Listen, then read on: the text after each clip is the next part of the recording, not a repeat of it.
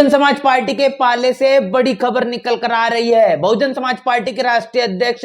बहन मायावती ने ओबीसी समाज की विशेष बैठक बुलाई है। यह बैठक कल लखनऊ उत्तर प्रदेश के प्रदेश कार्यालय में होगी। यह फैसला अब तक का सबसे बड़ा फैसला, जिसको लेकर काफी दिनों से इंतजार किया जा रहा था और इंतजार बहुजन समाज पार्टी के तमाम व मिशनरी कार्यकर्ता कर रहे थे कि जिस तरीके से 2007 से लेकर तो 2012 तक बहुजन समाज पार्टी का उत्तर प्रदेश में जो शासनकाल रहा और इसमें सबसे ज्यादा प्रभाव करने वाली चीज यही देखने को मिली कि माननीय कांशीराम साहब ने बहुजन समाज पार्टी बनाने से पहले जो बामसेफ और DS4 को बनाया, उसके बाद लगातार तमाम जातियों को जोड़ा, जिसका फलस्वरूप ये देखने को मिला कि उत्तर प्रदेश में बहुजन समाज पार्टी ने एक बारी नहीं, दो बारी नहीं तो तीन बारी नहीं, चार बार उत्तर प्रदेश में सरकार बनाए, जिसके पीछे सबसे बड़ी वजह उत्तर प्रदेश में 50% से ज्यादा जो जातियां है जो ओबीसी तबके से आती है, उन तमाम जातियों को जोड़ने का काम किया गया। पूरे देश में अगर ओबीसी समाज की बात करें 3743 जातियां है, उत्तर प्रदेश में बड़े पैमाने पर ओबीसी तबका रहता है। और जिस तरीके से माननीय कांशीराम साहब ने एक एक ओबीसी समाज के जातियों को बहुजन समाज पार्टी से जोड़ा, जो बहुजन समाज का निर्माण किया, जिसका यह फायदा देखने को मिला कि 3 बारी की सरकार बहुजन समाज पार्टी ने तमाम सवर्ण लीडरशिप रखने वाली पार्टियों के समर्थन से तो बना दिया, लेकिन जब मौका बहुजन समाज पार्टी के पास पूरी तरीके से आया तो सवर्ण नेताओं ने, सवर्ण समाज ने भी बहुजन समाज पार्टी की राजनीति से प्रभावित होकर बसपा को अपना समर्थन देना शुरू किया और फलस्वरूप देखा गया कि 2007 से लेकर तो 2012 में बहुजन समाज पार्टी का राज उत्तर प्रदेश में देखने को मिला। अब उसी तर्ज पर फिर एक बार बहुजन समाज पार्टी लौट चुकी है। बहन मायावती ने अब ओबीसी तबके की एक बड़ी बैठक बुलाई है, जिसमें तमाम ओबीसी समाज के लोगों को शामिल करने के लिए दिशा निर्देश दिए गए हैं। और इस बड़ी बैठक में जिन जातियों को लेकर आमंत्रण निमंत्रण किया गया है, तमाम नेताओं को जो बुलाया गया है, एक के बाद एक आपको चीजें साझा करेंगे कि आखिर किन किन समाज से वो तमाम नेता बहुजन समाज पार्टी के इस ओबीसी तबके से आने वाले विशेष बैठक में शामिल होंगे। जिस तरीके से उत्तर प्रदेश की बात करेंगे तो उत्तर प्रदेश में जो जातियां ओबीसी समाज में आती, खासतौर पर जिसमें लोधी, केवट, निषाद, शाहू, सैनी, मौर्य, कुशवाहा, मल्ला, पाल, गडरिया, कुर्मी, पटेल, बिंदर, राजभर और यादव, ये तमाम वो जातियां जो बड़े पैमाने पर उत्तर प्रदेश में पाई जाती है, जिसमें कुर्मी जो समाज है वो बड़े पैमाने पर बड़े फीसदी संख्या में उत्तर प्रदेश में रहता है। जिस तरीके से राजभर तबका भी बहुजन समाज पार्टी से लंबे समय तक जुड़ा रहा, आज भी राजभर समाज का जो जनाधार है वो कहने के बहुजन समाज पार्टी से जुड़ा हुआ नजर ही आता है। लेकिन जो गलती बहुजन समाज पार्टी ने 2012 के बाद की, जो काम ओबीसी तबके पर करना आवश्यक था, वो कहने के कम हुआ, फिर समय के मुताबिक बंद हुआ। लेकिन 13 साल बाद फिर एक बार बहुजन हिता और बहुजन सुखाय के पैटर्न में बसपा लौट चुकी है। आज बहन मायावती ने जो बात कही है, जिसके तरीके से जो निमंत्रण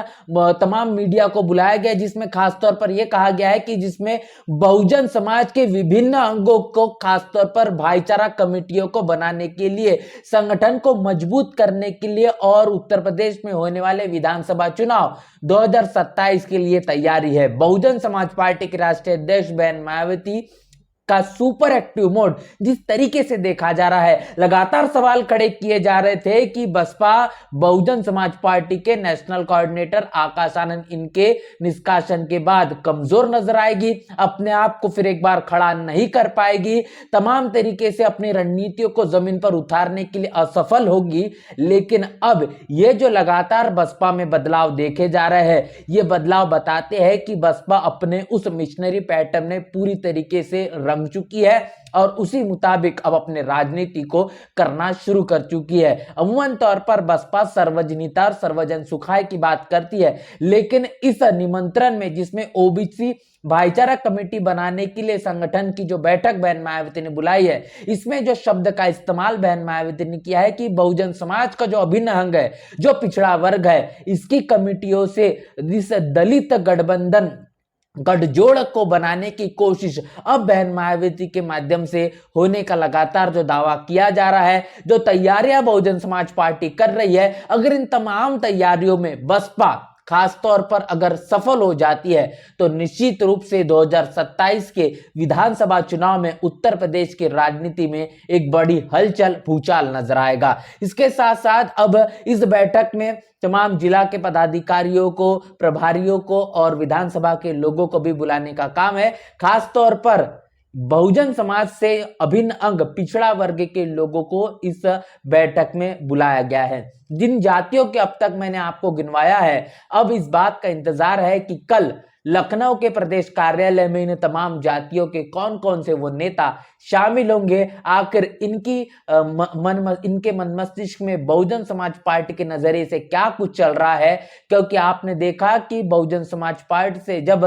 तमाम ये जो जातियां छिटकी, इन्होंने अपनी अपनी राजनीति करना, अपने पार्टियां बनाना शुरू कर दिया। लेकिन ऐसे में ये तमाम राजनीतिक पार्टियां भी बहुत कुछ खास उत्तर प्रदेश में नहीं कर पाए। लेकिन समय आने पर ये तमाम राजनीतिक पार्टियों ने सवर्ण लीडरशिप रखने वाली पार्टियों को भी अपना साथ समर्थन दे दिया, जिसके कारण थोड़ा बहुत राजनीतिक लाभ इन्हें मिल पाया। लेकिन इनके जीवन का सर्वांगीण विकास बहुजन समाज होने के नाते जिस मुताबिक होना चाहिए था वो नहीं हो पा रहा। लेकिन उत्तर प्रदेश में 2007 से लेकर तो 12 के बीच जो सरकार चली, उस दौरान बहुजन समाज का जो सर्वांगीण विकास है वो विकास आपको देखने को मिला, जिसकी सच्चाई आज भी उत्तर प्रदेश के अंदर देखने को मिलती है। और इसीलिए लगातार बहुजन समाज के लोग हैं, बहुजन समाज पार्टी के माध्यम से चलाए गए शासनकाल को आज वर्तमान स्थिति में भी याद करता है। वो कहता है कि बहन मायावती का जो लॉ एंड ऑर्डर था,